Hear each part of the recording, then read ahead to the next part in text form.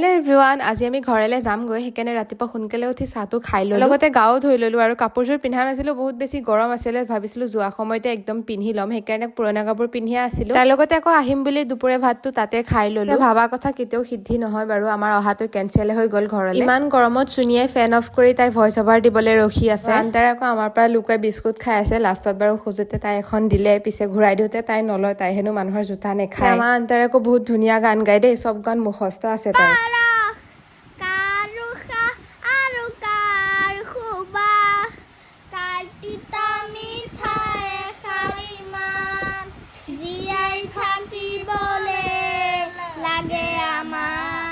কিন্তু তেনেকে পাৰ কৰি আকৌ আবেলি সময়ত মই চাহ অকমান বনাই আলো গোটেইখিনিৰ কাৰণে। ক'তোৱে যোৱা নহলে, কাৰণ আমাৰ ঘৰলৈ অহা প্লেনিং আছিলে। সেইকাৰণে চাহখিনি খাই ৰাস্তালৈ অলপমান গোটেইকেইজনী ওলাই গলো। বাহিৰত ধুনীয়া বতাহ দি আছিলে। ফুৰি পিনি ঘৰলৈ যাওঁতে আকৌ আমাৰ কিবা জ্বলা চাটপাতা কিবা এটা খাবলৈ মন গ'ল। সেইকাৰণে আৰু মগু জ্বলা দি পুৰা ধুনীয়াকে চাটনি বনাই আনিলে চানিয়ে। আৰু মই খোৱা দেখি সিহঁতকেইজনীয়ে যেনেকে চাই আছে যেন মই অকলেহে খাইছো, সিহঁতক যেন দিয়াহে নাই।